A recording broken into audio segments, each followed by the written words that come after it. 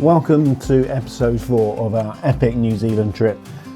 We start off in Hastings where we pick up some supplies and find some cockatiels before we have some lunch on the beach. Again, how lovely is that? And then we head to Cape Kidnappers for a tour to see the biggest accessible colony of gannets in the world.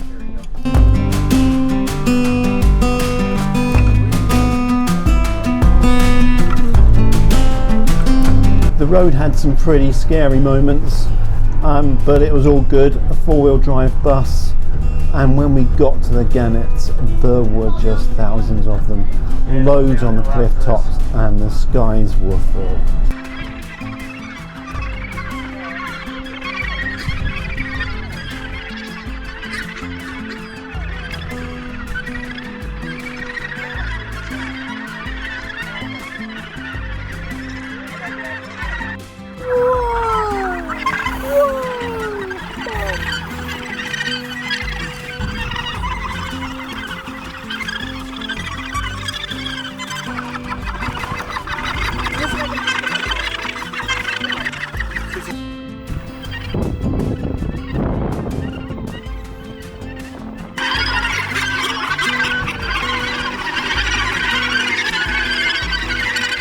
As you can tell, it was pretty noisy. However, it wasn't as smelly as we expected.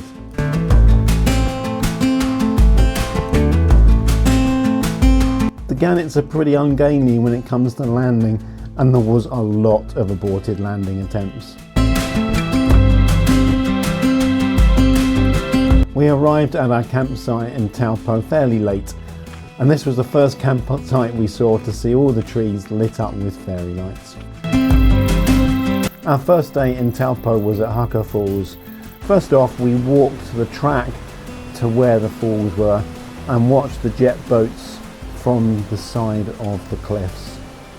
Then later we were to actually ride the jet boat.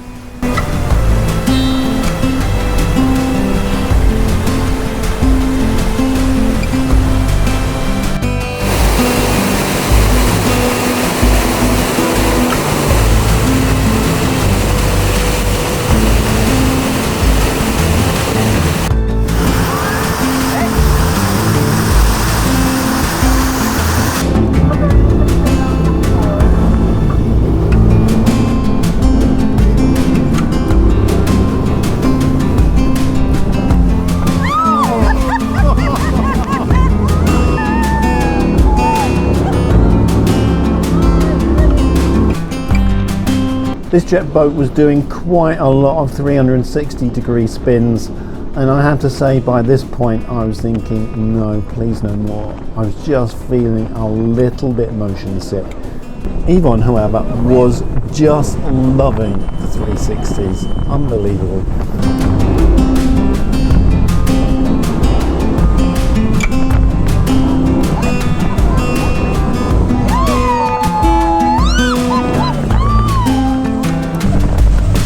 It was brilliant when it reached the falls.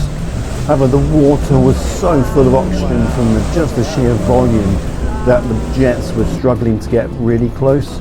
But it was fantastic. The noise of the water and the twin V8 engines was just amazing.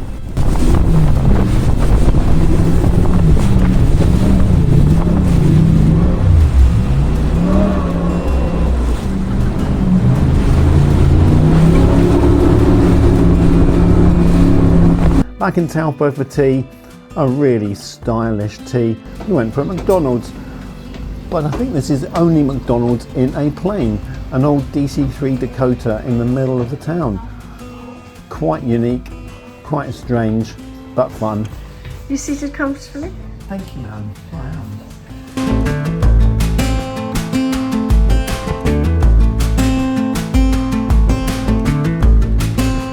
We finished the day with playing around on the lakeside in the town's icon, having a bit of fun. The next day we drove out of town a bit. First stop was Taupo Falls, otherwise known as Gollum's Pools, because it represents where Gollum was catching the fish, even though it wasn't the actual location.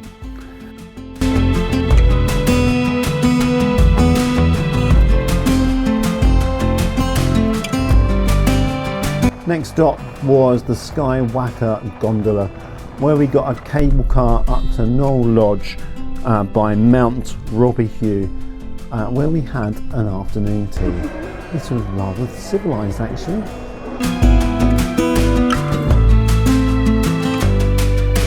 We explored the area a bit, taking in the scenery, which was really rugged and volcanic.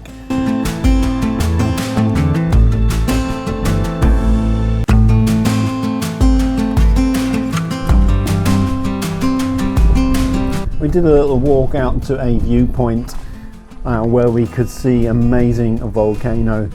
The ground though here was really quite slippery with the grit, and there were some steep drop-offs, so we really had to take a lot of care.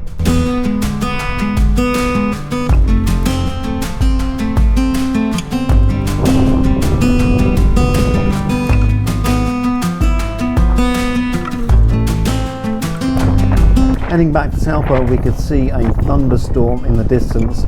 We were leaving behind blue skies and heading to this thunderstorm. On the way back down, we had a quick stop at this abandoned hotel. It was just being left to rot away. Apparently it wasn't earthquake proof. It was absolutely chucking it down some of the way back, and the road where it was hot was just steaming. Nice and dry and calm when we arrived back in Taupo though, which was nice. This day is a big driving day, but we thought we'd start off with a bit of bouncing around. This song did come up a lot on our playlist, and we did enjoy singing along. Not that we can sing very well.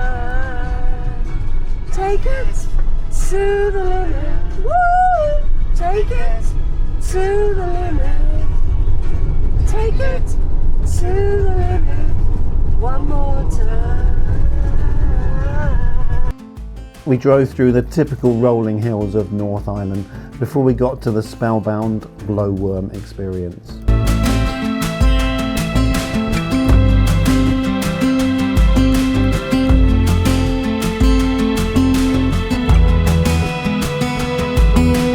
This was a fantastic experience. It made my skin tingle with the just excitement of the natural wonder.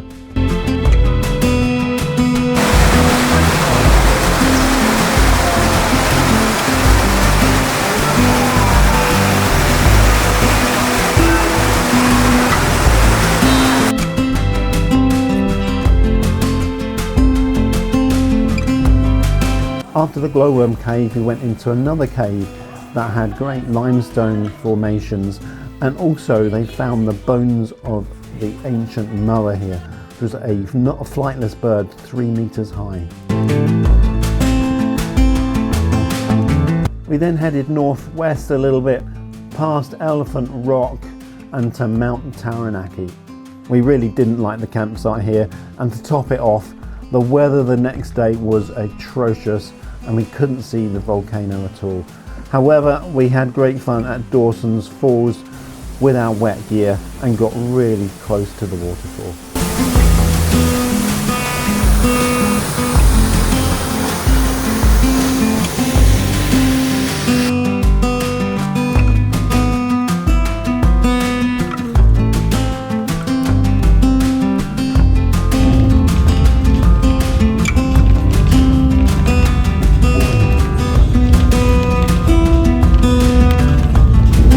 We stopped in Hoera for lunch at a ex-serviceman's cafe and got invited in to see their club. It's really good to see how proud they are of the service they've done. The next day was Patuna Chasm. This really was an awesome experience. They carted out on this trailer like a sheep, do a bit of hiking, see some amazing rock formations, and then basically spend 2 hours hiking in a river gorge. It was quite thrilling, a bit dangerous at times, and we did choose to swim out as well. This was one of those experiences that was really epic.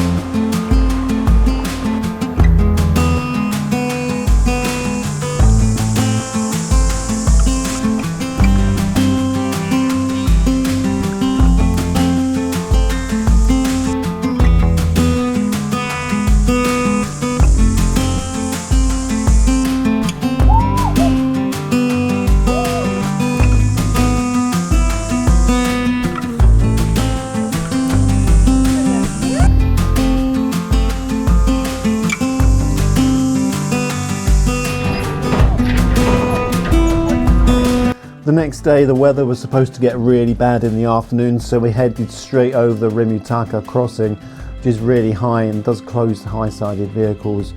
And we met up with Tanya and her family in Lower Hutt near Wellington. We were so welcomed by Tanya, who used to fly with Yvonne back in her airline days. Even the dog loved us.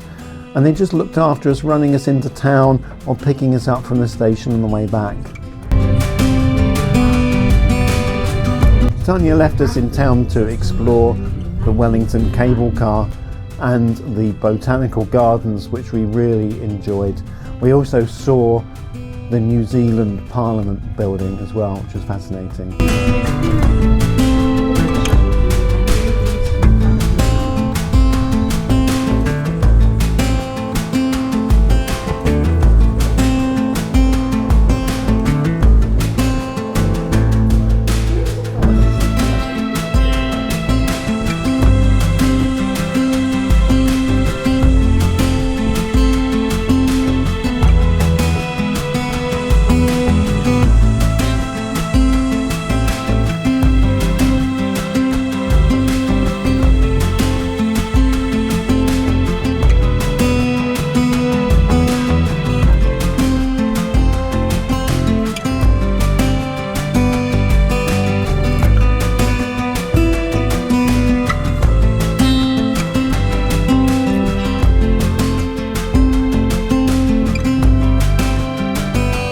It'd been a hideously stormy night and we were so grateful to be sleeping in a proper bed in Tanya's house.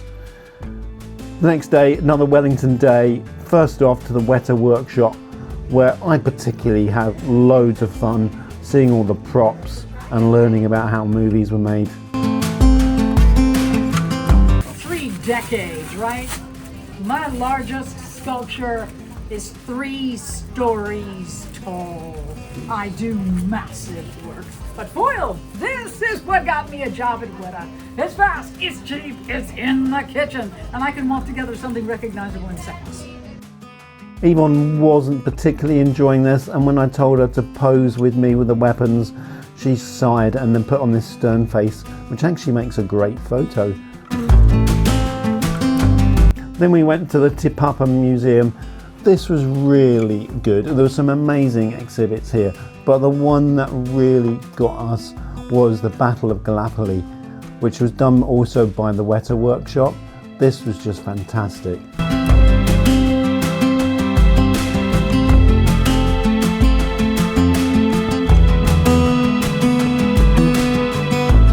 We finished up in Wellington, which is definitely windy Wellington, by just wandering around some of the harbour before heading back to Tanya's, where we were so lucky to be fed and watered and looked after.